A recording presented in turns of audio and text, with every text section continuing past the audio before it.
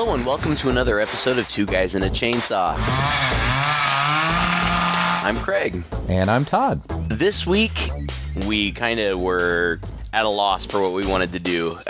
So I thought of something that's been in the back of my mind for a long time, because we've talked about how after all of this time, we've pretty much covered about every franchise that we can think of. Yeah. But every time we have this discussion, there is one franchise that I think about that we haven't done yet, and that is the Wrong Turn franchise.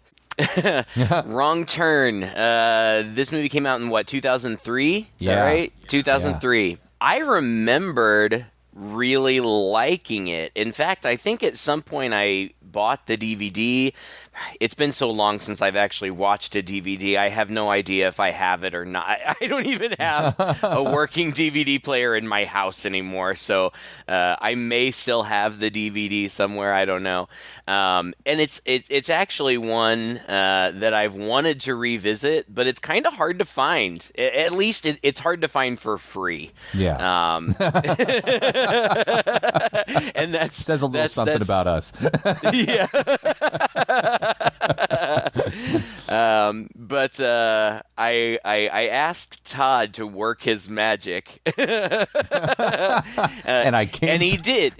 Well, you did, but unfortunately, the magical link that you sent me didn't work. So I paid $4 whole to rent it. Oh, God, I'm so sorry. You should have told me earlier. Oh, I know. No, there's $4 I'll never see again. No. It was fine. Honestly, it was worth the $4 just to be able to revisit a movie that I remembered liking, but probably haven't seen in at least 15 years.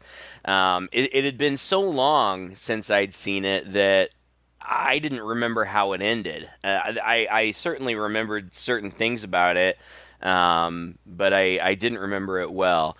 So it was kind of fun to go back to. This movie did spawn a whole series of sequels. I think that there are 5 direct sequels to this movie. And then in 2021 or 2022, there was a remake/reboot. I haven't seen it. I've read the synopsis, and the synopsis sounds nothing like this movie. Really? So I don't think that it's a remake. I think it's a reboot of the franchise. It's written by the same author, though, yeah? Yeah, it is. Yeah. I think it's the first time that the writer returned to the franchise. Correct. He's credited on all the other ones, but only because the characters are inspired by the original. I don't know if I saw all of the sequels. They got progressively worse with each one, but they were fun because they had really interesting and really gross kills. So it was always fun to revisit them just to see, the innovative new kills. But they were bad. Yeah. They weren't good movies. They were all direct to video, which is fine. But this one, I don't know, it was interesting to revisit. Yeah. What's your history with this? Well, I have no history. I keep mixing it up with that Sean Penn movie. What was it called? Dead End or something like that. Anyway, yeah, so I always think, oh, yeah, I saw Wrong Turn. And then when you suggested, I was like, oh, yeah, okay, well, we'll watch it. But I'm not even sure that's horror. Yeah, then I realized, no, that's not the movie I thought it was, and I haven't seen this movie ever before. Yeah, so I had no history with this movie. It's the first time I saw it. As soon as we were watching the credits, I was kind of surprised to see that, because I didn't read anything about it going in. I was surprised to see that Stan Winston was involved. Yeah. And I thought, oh, this must mean we're going to get some... I mean, he didn't direct it, obviously. It was directed by a guy named Rob Schmidt, who honestly hasn't really done much else. I mean, he's done other things, but nothing that I would consider of note. The author, Alan B. McElroy, as you said, he actually wrote Halloween 4. That was his first produced screenplay. And he's had more of I think later, and especially now, he's done a lot of writing for television.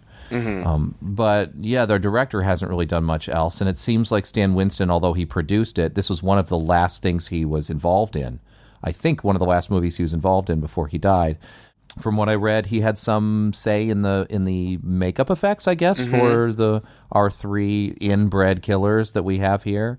Right. But there's no other like creature of sorts in it. And yeah, I don't know. I mean, to be completely honest with you, like, it didn't really blow me away. I thought it was kind of dumb in a lot of spots, and surprisingly really thin on the characters. I was in the beginning of the movie, I really thought, oh, these characters are going to be interesting because they seem to have, especially our guy who's the doctor, who we are introduced to first off. And then as the movie went on, I was like, oh, it's just these people going through this thing. And I didn't really feel anything particular for any of them, to be honest.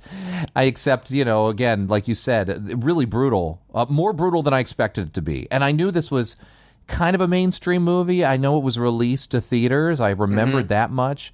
But it does look like it did have some trouble because even the previews for the movie were deemed bad, like sensitive, and so they weren't able to even run previews for the film on too many stations, or they had to cut them up a lot. They even had to cut the movie quite a bit just to get an R rating. And I'm not surprised, because what we end up with is still a pretty brutal R.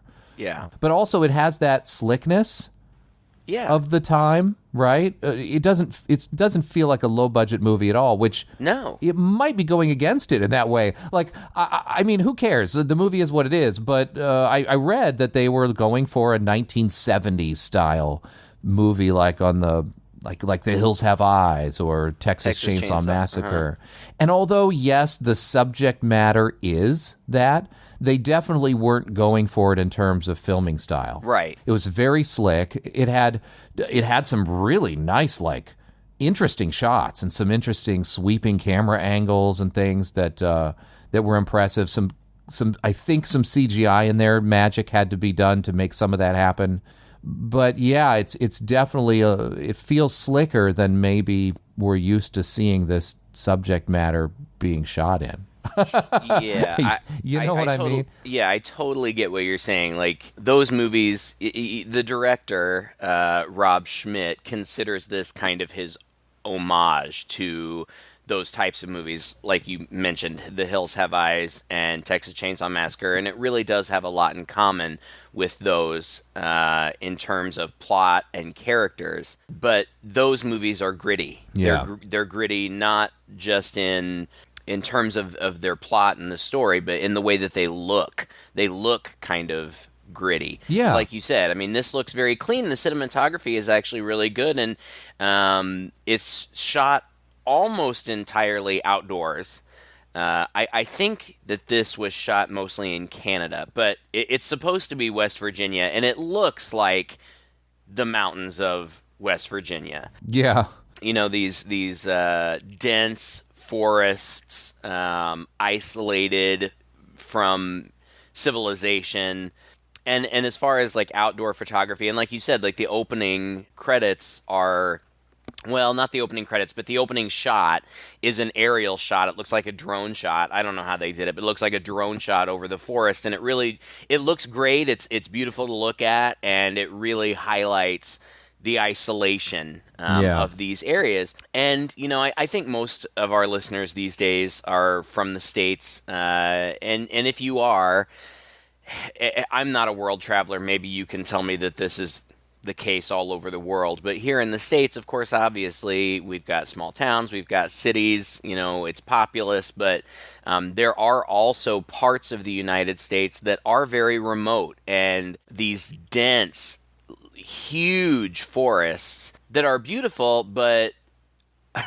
they are very isolated, and in the 2020s, people still get lost and never make their way out. That they're sweeping, and so there's, for me at least, even that kind of environment. If you were to get lost in a desolate, remote area, the situation could be pretty dire.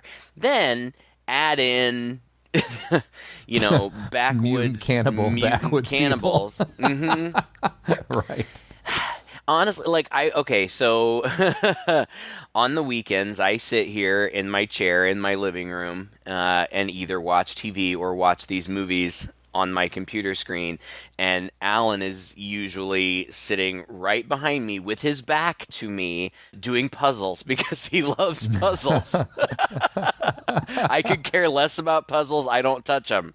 Do you mean jigsaw puzzles? Yeah, jigsaw puzzles, like 1,000-piece jigsaw puzzles. Wow. He's just sits there for hours and hours and hours and does these jigsaw puzzles. I don't have the patience. But as a result, he listens, and he's seen this movie. You know, we've been together for 25 years, so we were together when this movie came out. So he's seen it, but like me, he hadn't seen it in a very long time. And last night when we were having dinner together, I said, you know, I actually liked it. I thought it was pretty good. And he said, "Are you kidding me? It was miserable to just listen to it."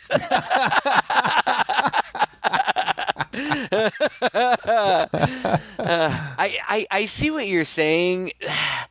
I can't even put a finger on why I liked it, but I kind of did. Now, okay. First of all, I was initially drawn to this movie when it came out in 2003 because it stars Eliza Dushku, and I am a big fan of Eliza Dushku.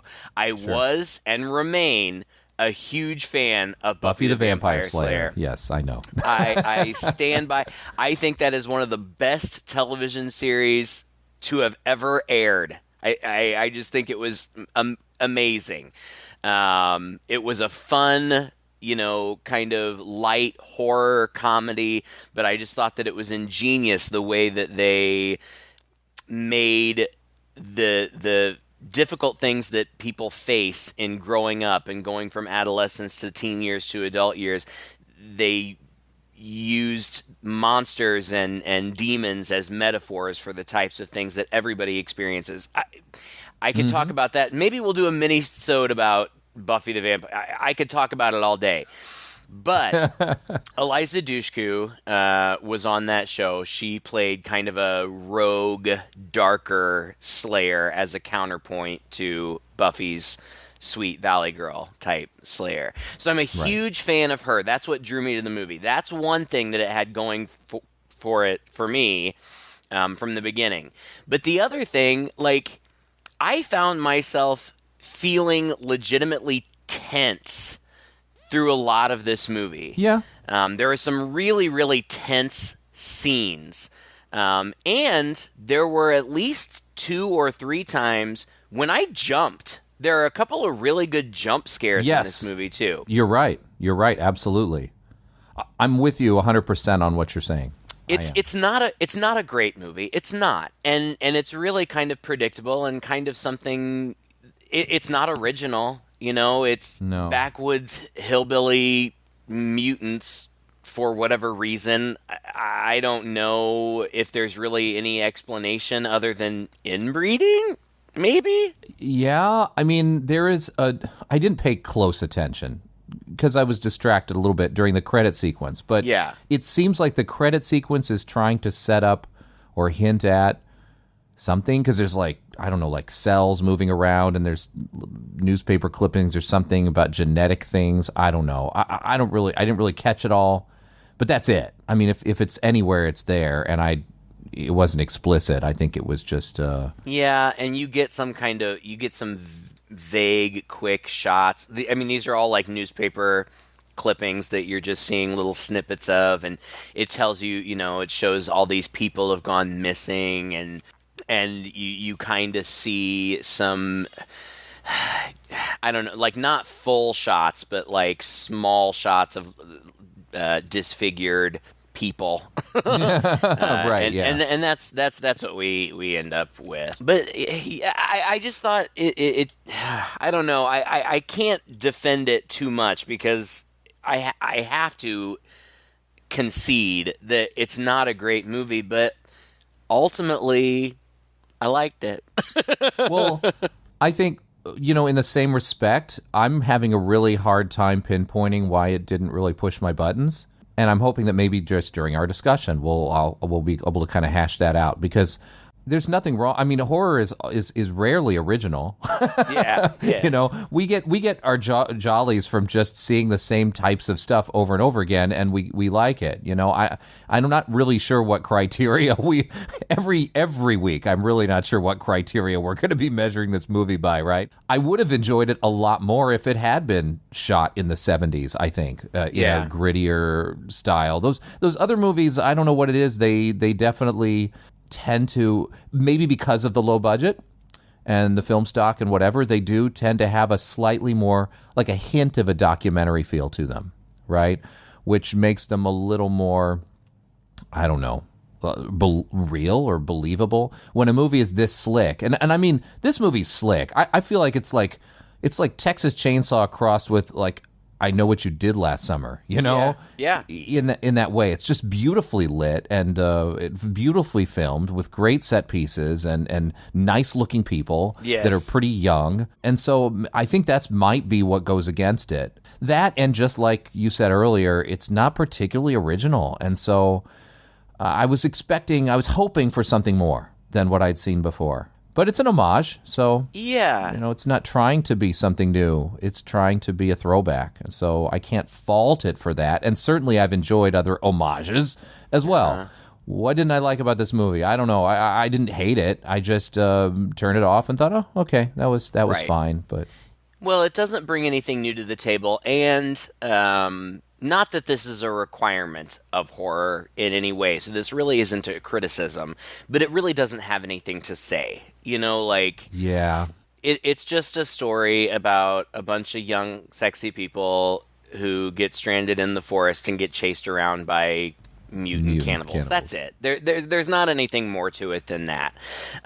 But I thought that the performances were good. I stand by my appreciation of Eliza Dushku. I think she's, aside from being gorgeous, I think she's a good actress. And I didn't think that there was anybody in this movie who was bad. Jeremy Sisto annoyed the shit out of me, but I didn't. I didn't think that. I thought that was his character.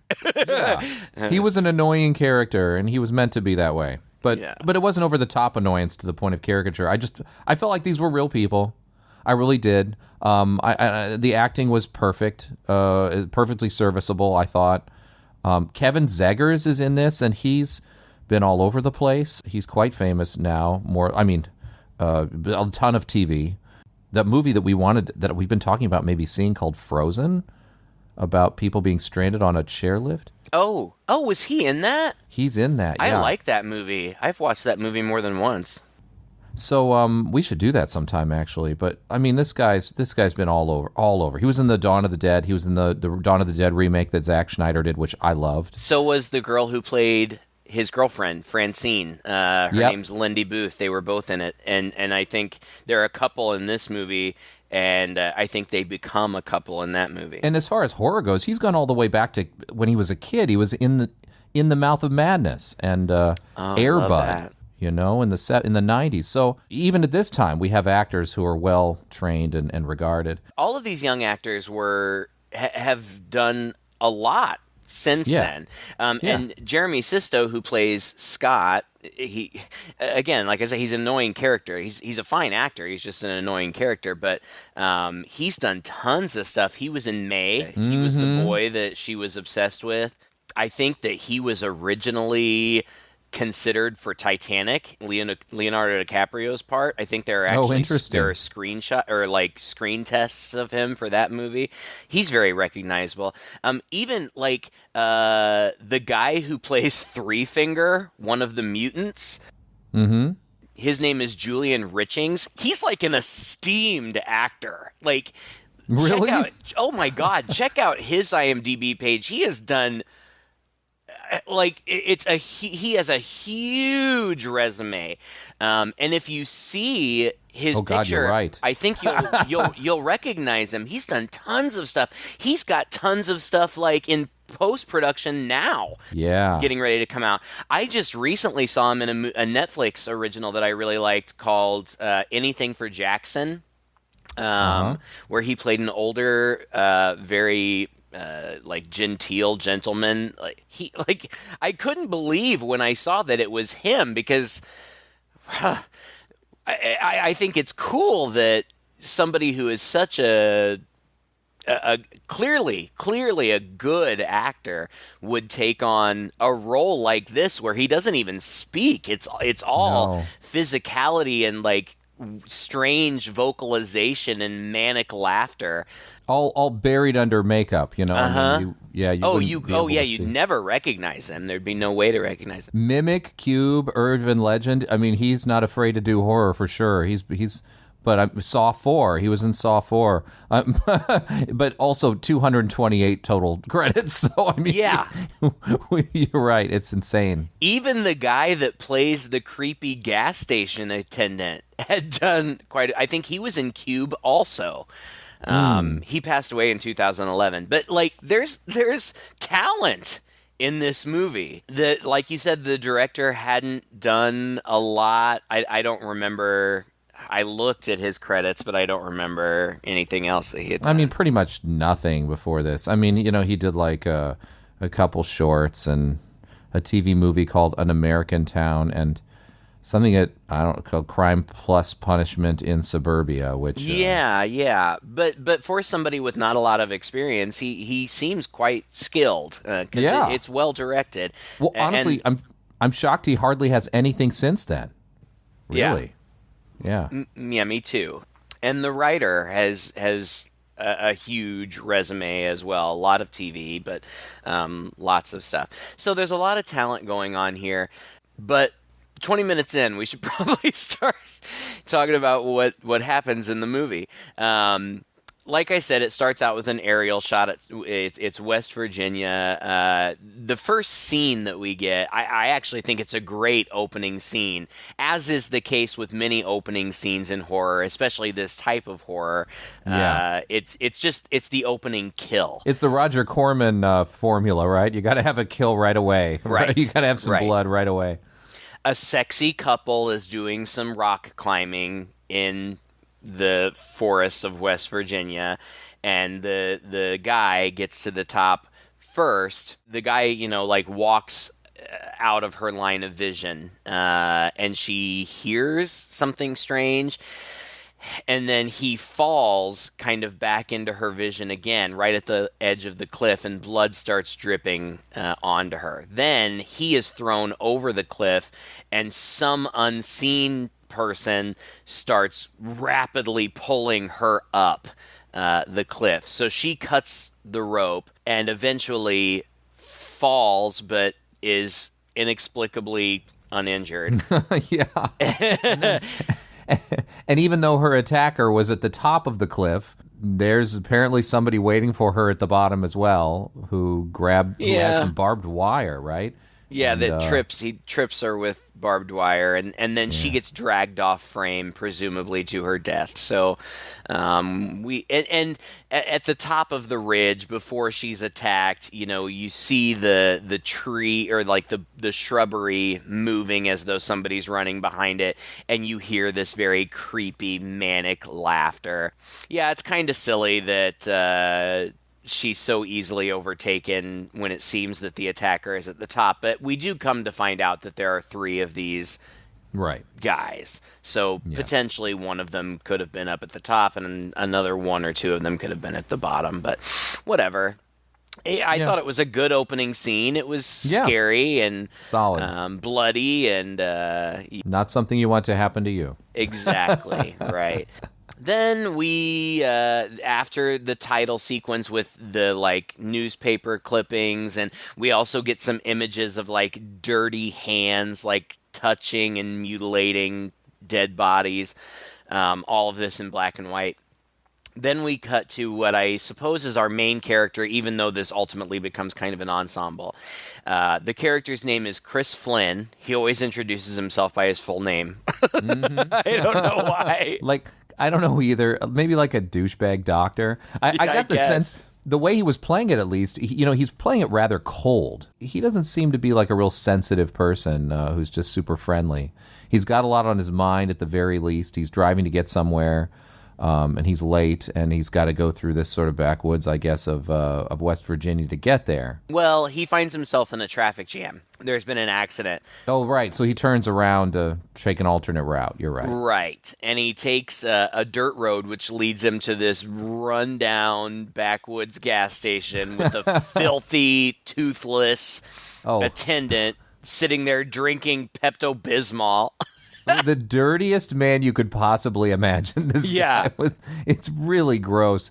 Hats off to who put him together. You know what I mean? But I was expecting, and this I thought was kind of cute, right? I was expecting the typical gas station thing. Well, you definitely don't want to go up there. You better turn yourself right around and leave, right? But this gas station attendant is completely uninterested in this guy. Doesn't care. but when he there's a map on the wall, and Chris says, well, why is this road a dotted line? Is it because it's a gravel road? And the guy's like, yeah, I guess they haven't got around to paving it yet. Like, you can barely understand him when he talks because he has no teeth.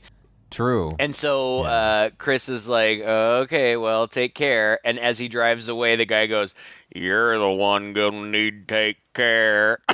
Yeah. Like he knows what he's sending him into. He just doesn't give a shit. He just doesn't care at all. It's the anti-gas station attendant. So immediately he heads down this dirt road, and he's driving recklessly. Like he dropped, like his CD skips, so he pulls it out and drops it on the floor and like bends down to pick it up. And I'm thinking, you're going to have an accident. But it's not even then. It's he sees a dead deer along the side of the road, and he passes it, and he looks into his rear view mirror, I guess because he needs a better look or something, and he smashes into this SUV that's parked kind of along the side of the road. I mean, it's a backwoods dirt road, so it's narrow anyway. But he smashes into this SUV. As it turns out, the SUV was parked there because it had gotten flat tires, and the flat tires are because barbed wire was strung along the road. Yep. But this SUV was carrying this group of people. I read in the trivia that originally in the script, these people were all supposed to be in their late 20s, but they changed them to being 19-year-olds to appeal to the younger slasher crowd. None of these people look anything like 19 years old. No, not at all. I read that too, and I was scratching my head. I was like, were their ages even referred to in this script? No. Because they all look like they're in their mid to late 20s. I think, yes. And they I act was like thinking maybe like 23, 24 at the youngest. Yes. I think they mention college. Like, I think they mention that they're in college. Whatever. I mean, it's not like it's uncommon for teenagers to be played by people who are clearly significantly older than teenagers. I just thought that it was interesting that they were intentionally going for younger, and yet they still casted 20-somethings. And by the way, can I take this moment? I don't know if I've ever mentioned this on the show before about how ridiculous this notion is that you need to cast people of a certain age to appeal to that age. As though teenagers don't like seeing movies about older people or younger people. You know what I mean? It's just the stupidest thing. So this is almost like that taken to a hilarious degree, where some executive was like, well, we'll only greenlight this script if it, if it appeals to, instead of the 24 and 25-year-olds, the 21 and 22-year-olds. Right. And they're like, okay, all right, we'll write that in. And then they end up casting, 30-year-olds anyway. Right.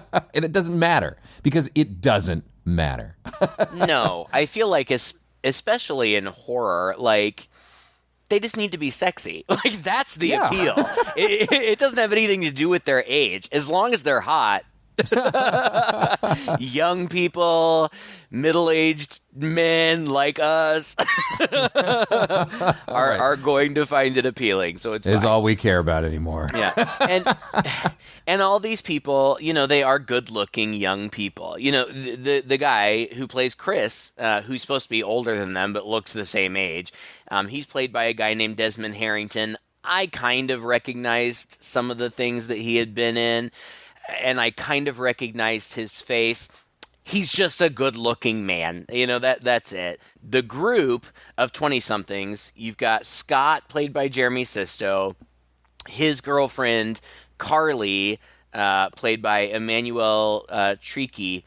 I didn't recognize her specifically from anything, but she's been in tons of stuff, too. Another couple, Francine, is a redhead. She's played by a girl named Lindy Booth. Been in tons of stuff. Is still working tons of TV. Her boyfriend Evan, played by Kevin Zegers, who you've already mentioned, has been in a bunch of stuff. And Jesse, played by Eliza Dushku. Apparently, they are all on this wilderness trip because they're trying to cheer Jessie up because she's recently been dumped. Which I don't think we find out about until later, right? Yeah, Francine says something to her boyfriend because everybody except Francine and Evan, within the next 5 minutes, take off walking to look for help. Francine and Evan stay behind, and Evan says something like, "We should have just taken her to New York City." And Francine says, "Well, she likes all this outdoor stuff." Yeah. So it's for her sake that at least we know by then, yeah. Right, for her sake. But we don't find out until later that it's because she got dumped or whatever.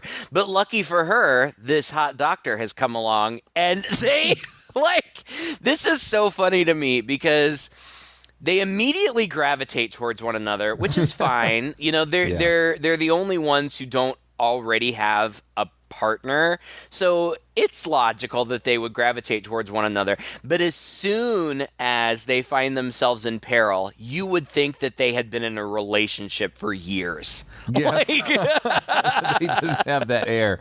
That's right.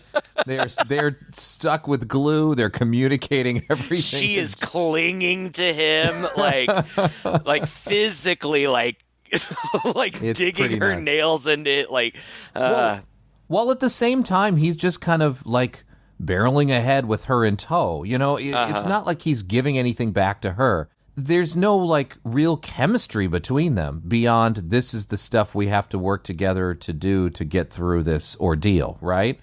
Yeah. He's surprisingly just kind of cold. And to the point where I thought that was going to be a plot point. Or I thought there'd be a character arc here, where he warms up a bit, or he tells us about his terrible life where he was, stifled and blah, blah, blah. And then this ordeal kind of makes him more sensitive and kind or something. There's no character arc for any character in this movie at all.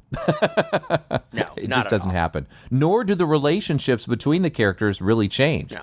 I mean, just like you said, aside from the fact that as soon as they meet each other, they're stuck together like glue. Nobody gets closer to anybody else. Nobody they're just, it's just like five separate people doing their 5 separate things. Yeah.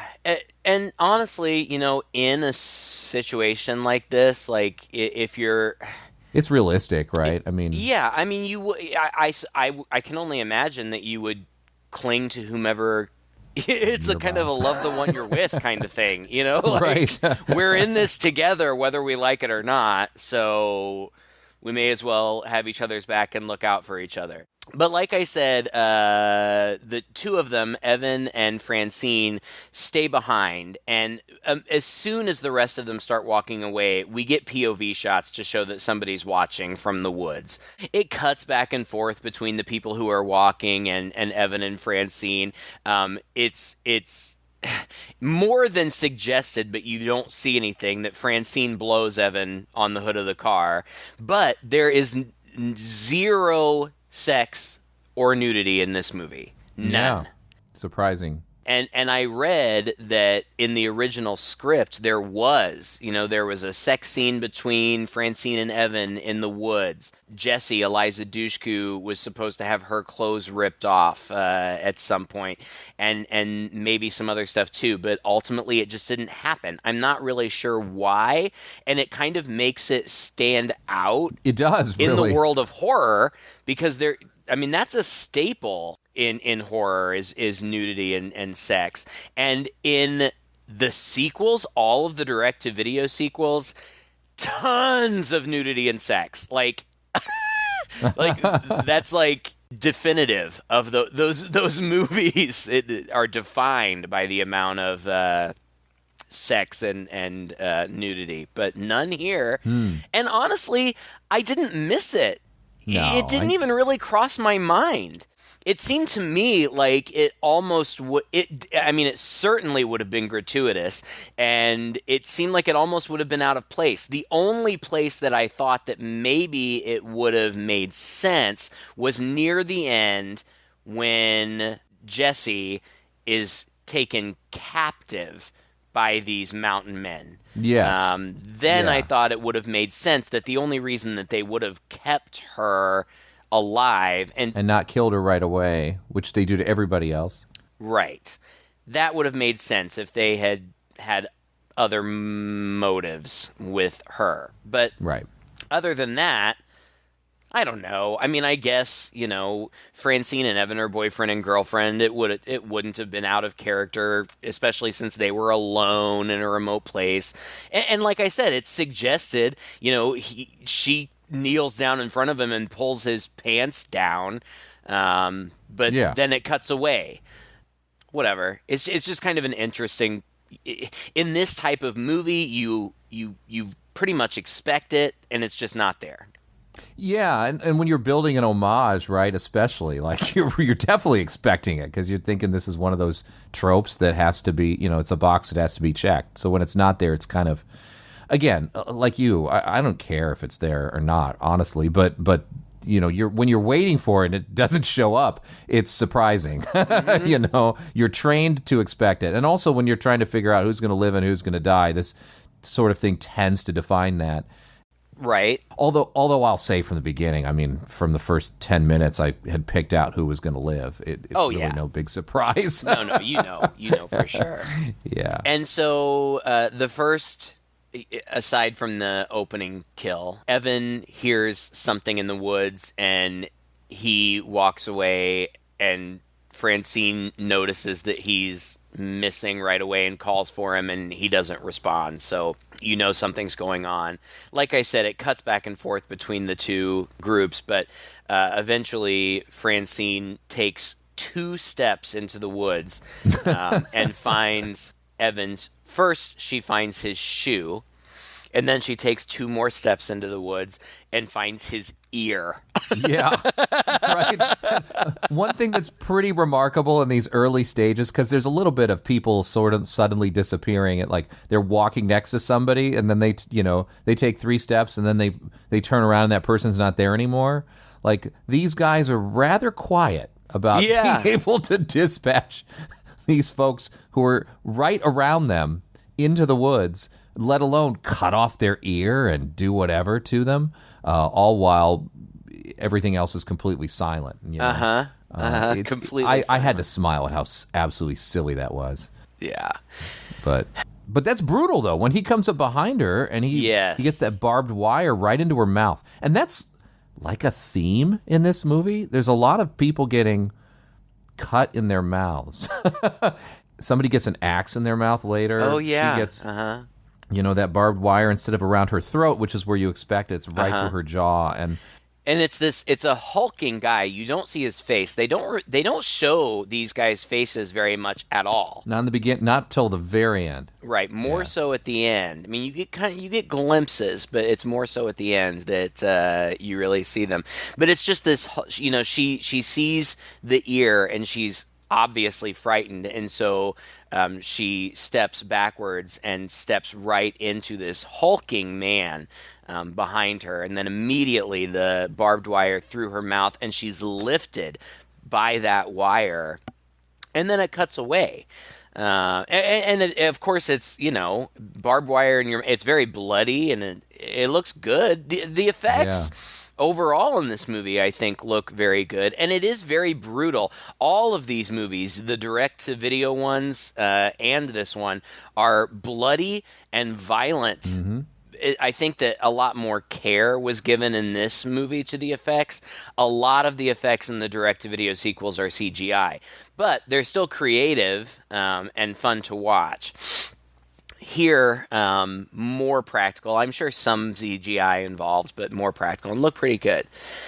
The other group, Scott, oh God, I want to like him because he seems like a nice guy, but he's so annoying. Like he's just going on and on and on talking. He and his girlfriend are getting married, and he's like talking about wedding plans stuff. I'm like, dude, shut up. Like, yeah, I feel like he's supposed to be a bit of a parody or spot-on interpretation of like a California dude. He's very positive at times. Yeah. He kind of goes off on these little soliloquies and rants about, that are just basically like positive thinking. And I felt like that we were supposed to be laughing at him a little bit. Oh, I think so too. And his girlfriend picks a flower and hangs it from the chain that he's wearing. So every time you see him from that point forward, he's got this silly flower necklace on. Yeah. He's a good guy. He's a nice guy. He looks out for his girlfriend. He would annoy the crap out of me. Yeah. But anyway, they find this cabin out in the middle of nowhere. There's smoke coming from the chimney. Eliza Dushku seems to notice right away that there are lots of cars out like in the front yard. Yeah. Which she seems to think is weird. I live in rural Missouri. This is not uncommon. It's not strange at all.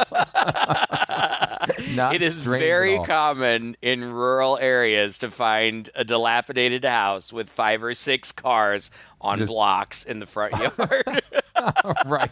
Weeds growing through them. Yes. Like different eras of cars. And I don't even understand it, really. I don't know what goes through the minds of those residents. The only thing is, as a homeowner, I can tell you, as you can probably say too, there are just things you forget about, and then they just sort of blend into the scenery. Well, that's the thing. I think in my experience, my grandfather was a farmer, and so I've spent a lot of time in rural areas, and I think that these people who have these cars and they're going to get around to it eventually. Yeah, exactly. Or they're just like, they just don't want to throw those things away. Like, it's just like, for me, it's just like, the extra paper clips and, scraps of paper and stuff. I think I might use them again. And they just kind of pile up in a drawer. Here, it's just that on a grander scale. That's a good car. I'm going to fix it. I'm There's going some to good fix it parts in there. days. At least I can pull something out for another car. When I got to do something else. Right.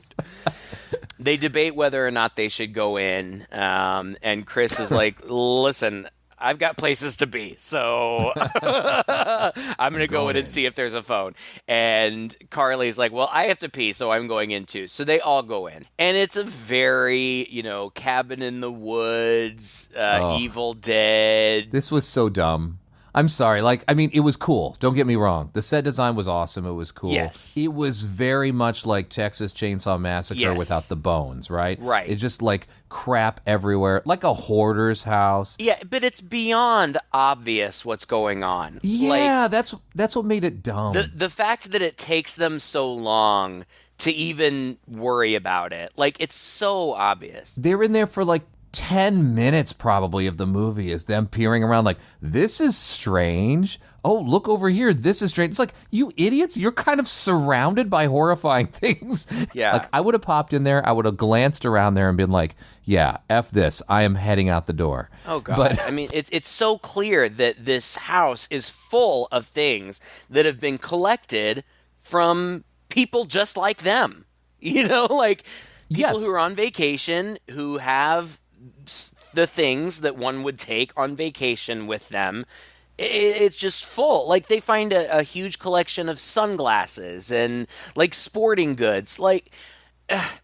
It's insane that they don't figure it out sooner. it's an insult to the viewer, really, that this scene is allowed to go on for so long. We get it. We got it a long time ago. Please don't draw this out any longer. Do you think we're stupid? And that sort of culminates in the point where Chris Flynn walks into this room and there's a generator running and 3 refrigerators there.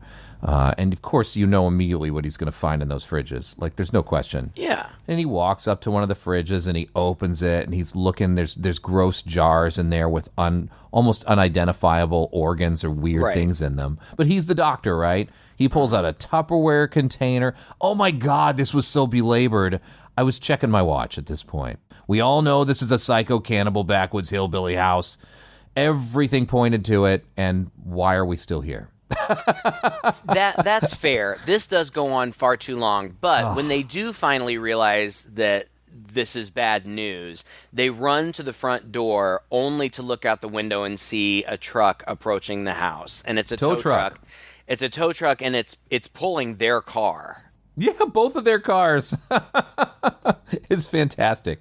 Yeah, and this scene actually, Great. like the guys come in again. They're shot so that you only see their torso, you don't see their faces, and they come into the house, and we don't know where these other people have gone, but we see that they have hidden. Scott and Carly are hiding in the bathroom, and Chris and Jesse are hiding under a bed. And this scene goes on for a good 4 or 5 minutes, and it's very tense because it's quiet. The two that are hiding under the bed, Francine's body is dropped within inches of where they are. And of course, Jesse is horrified, but they have to remain silent. They have to remain silent as they watch these men butcher their friend. And it's a struggle. And I can imagine that it would be a struggle to remain silent when witnessing something so horrifying. And I found this scene very, very tense. I was on the edge of my seat. And I've seen it before. I knew they were going to get out. And then I don't really understand why. Like, apparently after they kill somebody, these guys need to take a nap. Like, butchering people, like, wears them out. So they all lay down and go to sleep. And then everybody has to very quietly get out of there. And it is tense. I thought it was kind of stupid when Carly, like, kicked a metal pitcher. Like, look where you're going. There are murderous sleeping mountain men right there. Like, have a Take care. a little care. But this scene was good. I mean, this, and like you said earlier, this movie, what it does have going for it is it does have a few moments of genuine tension and well-constructed scenes. And I actually really liked this scene. I did too. I was on the edge of my seat, and I knew they were all probably going to get out, or maybe one of them wouldn't. You know, that was kind of the one thing I was wondering. But I knew they would get out. But I knew they would get out just in the nick of time, and they would end up waking these guys up, whom they would chase after them, which is exactly what happens. But it's a great shot. Like, they get all the way out the door, and Chris is the last one. He's, like, holding the spring of the swinging door so that it won't creak. Squeak. And just before he goes to leave, after everybody else is out, he looks back, and one of the guys has his eyes open and is looking right at him. It's crazy. And so then they just take off running. The girl who plays Carly, I think, either sprained or broke her ankle on this run. And then in the next scene, well, I don't remember when it was, the guy who plays Chris... He gets shot. I mean, they run up the hill and they run through the woods, and the cannibals hop in their truck and they take off down the road. So these guys are going into the woods, and they're hoping they're not going to encounter them again. And where they end up is a kind of a clearing that is an even bigger car graveyard. And blood stained everything. Everything, yeah. And so that they're in a good spot for another scene, which is exactly what happens. Those cannibals swing into that graveyard, and so they quickly decide that their best choice is to sort of split up and distract them in different directions so they can't get them all at once. And so Chris just runs away and is like, "Hey, over here," which I thought was stupid, but stupid for him. But he does it, and he runs to the woods, and he gets shot by the guy, I believe was it a gun or the arrow? This time it's a gun. This time it's a gun. So one's got a gun, one's pretty good with a bow and arrow. One's really good with a bow and arrow, and I think that one, I think the one that, I couldn't really tell. They're never named in the movie, but in the credits, they're labeled as 3-finger, sawtooth, and 1 eye. And I'm not sure who was who. They're all kind of gross. But yeah, he gets shot right in the calf of his leg. And, I get that it's a movie and you have to have willing suspension of disbelief, but this guy is not going to be running around the forest for the next 24 hours having just been shot in the leg. But he does. But anyway, because he's taken out, the other guy, Scott, runs off in the other direction to try to distract the guys away, and that works. So the two girls go and get Chris, and they take him to the tow truck, and they get in the tow truck, and they drive away with one of the mutants, chasing after them on foot, but they get away, and they're driving around, and the guy running through the woods, Scott, almost gets to them. But one of those mutants is really good with a bow and arrow. Like, really, really good. Like, unbelievably good. Yeah. And shoots Scott in the back 3 times, and he falls over dead, so they have to just keep going on without him. Carly is... In my notes, I have, Carly is dead. Wait. Like, they should have just left her behind, because she is just dragging them down. But they eventually the truck they come to a dead end, the truck gets stuck, so they have to continue on foot. The cannibals are after them. Eventually they find this watchtower.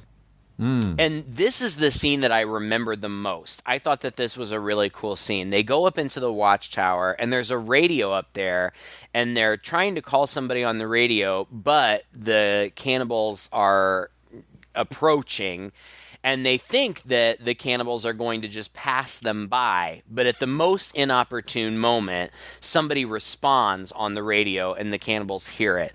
So they know they're up there. Let me just say how dumb this is, too. I mean, this watchtower is really, really high up in the air. Yeah. They have to go inside of it. It's got a trapdoor. There's a radio inside. And these cannibals are way, way far down on the ground, walking through the woods with their torches. Mm-hmm. I do not think that a little static on this radio, which is all it is, that goes like this, is going to suddenly alert them from down below. It's just not going to happen. Maybe. I don't know. But it does. Oh, God, no. Well, and so the cannibals start climbing up, but they barricade the trapdoor. So the cannibals set the tower on fire. And the whole time this is happening, I'm thinking, these guys are just spelling their doom, because they're creating a big fire in the woods. I mean, if they've been able to go under the radar this long, this is surely going to rat them out. Right. Well, and It must be some kind of magical fire, because it doesn't spread to the immediately surrounding trees. Right. Oh, the fire's completely disregarded as soon as they jump out of the watchtower. The only thing they can do is jump out of the watchtower. So into they do trees, which is dangerous, but could potentially work, and it does. I mean, it still looks rough. Like when Eliza Dushku hit the branch that she landed on, I audibly went, that had to hurt. They were really lucky, but it could happen.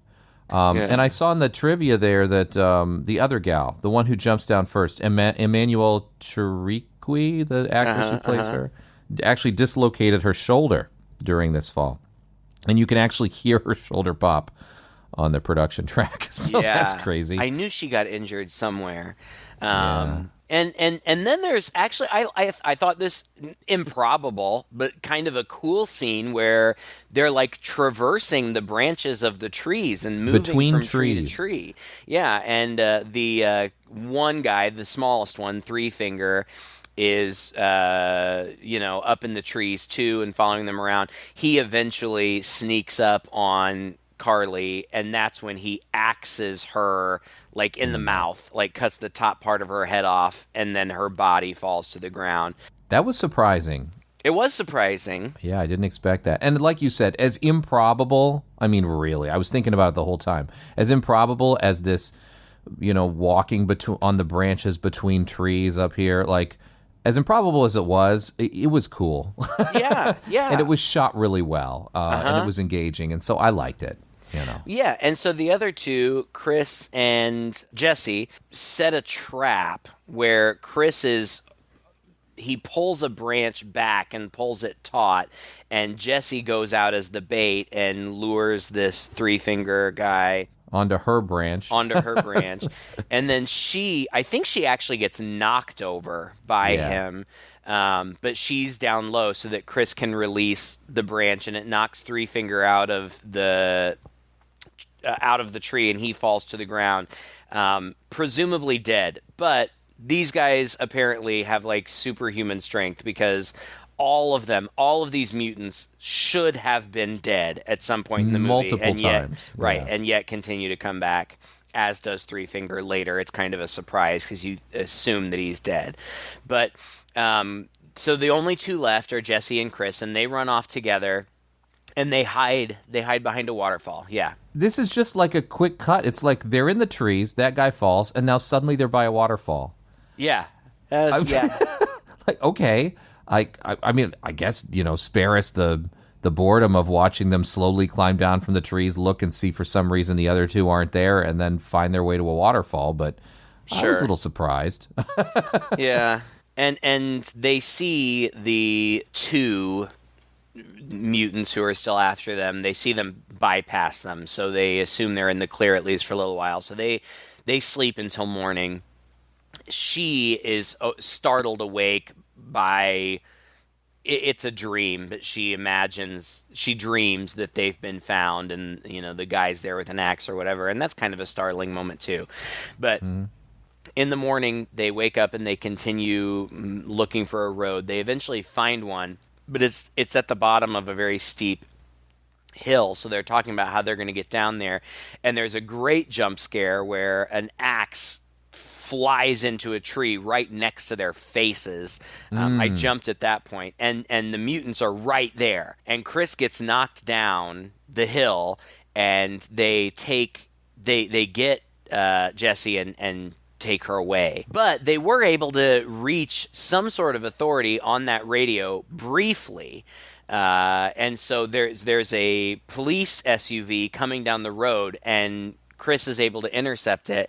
And the guy, I don't know if he's like a forest guy ranger or something, a like ranger that. Or search and rescue, I don't know what he is, but he gets out of his truck and he's like, calm down, and Chris is trying to explain what's going on. The ranger dude just gets shot with an arrow right through his eye. Oh, that surprised me. Oh, I figured that guy was dead. Well, I mean, you figure that's the only thing that can happen in a movie like this, right? Because certainly Chris isn't just going to suddenly be saved. But once again, these guys are just escalating their own... I mean, if they have been living out in the woods under the radar for this long, doing this for so long, they have now burned down a watchtower, set a fire in the woods, and now they've killed a ranger who's gone out to look for them. I mean... the authorities will descend upon this area and be startled by what they see very soon. One would think. What I mean? Yeah. Oh, I mean, one of them even says that, like one of our protagonist group, when they find all those cars, they're like, how have they been getting away with this for so long? That's a good question. It is a very good question. Did none of these other people have family and friends? Like nobody came looking for them? What? But Chris tries to drive away in the police guy's truck, but the keys aren't in it, so he drops out of the truck and rolls underneath it, and the mutant guy doesn't think to look under the car for him. The cannibal guy gets the keys off of the police officer and loads the officer into the back of the SUV and drives home. But and again, very improbable, but Chris suspends himself from the undercarriage. Oh, God. One, I don't know that would be possible. I don't know that there would really be anything down there that you could grab, suspend yourself from. Secondly, it would be incredibly dangerous. But I guess in this circumstance, what are your choices? So yeah, when the mutant guy gets back, drives the thing back to the cabin, Chris is there. They've got Jesse bound to a bed, and she's gagged, and one of the remaining mutants is kind of menacing her with a knife. Yeah. And like you said earlier, the whole time it's going through my head, why? Every other person they have just dispatched immediately and dragged off. They've dragged her there, and my only explanation, again, was like you said earlier, well, they must be planning to do something else with her, but it doesn't really seem like that. He's about to kill her. I think I don't know if he's about to kill her. I think it seemed to me like he was just trying to scare her, Maybe. like he was getting off on frightening her, and I imagined that logically they were keeping her alive. I'll try not to be gross about it, but to have sex with her, like that's what I imagined. Sure, maybe. Or maybe they just ran out of fridge space. That could be too. They have. It would make more sense. They have had a pretty big harvest over the past couple of days. Yeah. Or maybe they need her to help cook. I don't know. But anyway, the other mutant comes in, drags the cop in. They start butchering him, and then Chris. I think he drives his car through there. Yeah, well, he sets the front door on fire first, and then when one of them goes to see why it's on fire or whatever, he drives the police officer's truck in over that guy. Yeah. And then there's a lot of fighting, and it seems like they kill the mutants 3 or 4 times, but they keep getting back up and keep fighting. And then Three Finger, the one who fell out of the tree, shows up, and they fight. I mean, they get one of the mutants gets axed in the chest. One of them, I don't even remember what all happens to them. But ultimately, even when they have all of them down on the ground, they're all still clearly alive. Yeah, one of them gets an arrow almost into the brain. I mean, it's pretty. However it happens, they're all still alive. But Chris and Jesse go outside. He has 1 shot left in his shotgun, but I don't think that he even has to use it because the SUV, the cop's SUV, has gas tanks strapped to the back, and I don't think that Chris even has to shoot them. I think that just because of the fire, the whole house blows up. Yeah. And the next thing we see is the tow truck speeding down the road, and it goes back to the gas station. And the gas station guy locks up real quick and is peering through the window, which made me think that probably that's where these guys got their gas. Yeah, from good point. And he probably knows about them, but of course it's not them. It's Chris and Jesse, and they just came to tear the map off the wall, and then they drive off into the sunset together, and we never know, what ultimately happens to them. There's a mid-credits scene where another search and rescue officer comes to the completely burned down shack and sees a boot or a hand or something and pulls some of the rubble away to reveal his partner, co-worker, whatever. And then a burnt Three Finger creeps up behind him and raises an axe and presumably kills him. Yeah. And that's it. Again, ultimately, I didn't think it was bad. I was entertained. There were moments when I was tense and a little bit scared. It's not a great movie, but I thought that it was well enough made that I found it to be an enjoyable experience. And if you not counting the credits and not counting the opening sequence, the opening credits, it's really only about an hour and 17 minutes long. So it's not like you're wasting a lot of time in watching it. It moves. Yeah, it does. More or less. Again, I was entertained too. I was on the edge of my seat at moments of it. I was forced to suspend my disbelief several times. I rolled my eyes a few times, and I was kind of waiting for something new to happen. And late, 3/4 of the way through the movie, I realized, okay, there isn't going to be any twist. This is just exactly what it is, and that's fine. Friday the 13th has less creativity than this movie, really. So, I mean, I'm not going to complain about it as a horror movie or anything. It's just I'm going to throw it on the pile as another one of these kind of films. And I think, like I said earlier, if this had been a low-budget, gritty movie, I'd probably look down on it with a little more relish than I did with this really slick production that was an homage to those kind of movies, but not only didn't really bring anything new to the table, it upped the production value considerably, which I think worked against it, to be honest, in an emotional level anyway for me. But yeah. Anyway, it was fine.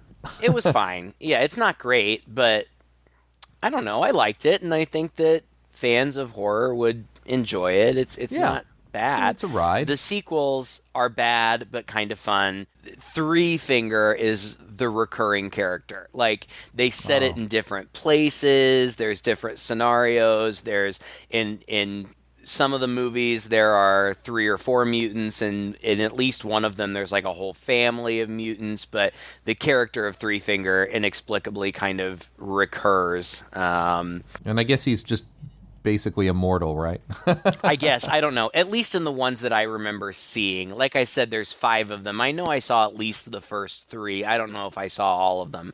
But they're, one of them is Henry Rollins is hosting an extreme reality show in the woods, and they encounter these folks. One of them, I feel like, there's one of the later ones has Doug Bradley as like the patriarch of this mutant family. He's not a mutant, but he's the patriarch, and it's at like some big festival or something that's being held out in the woods.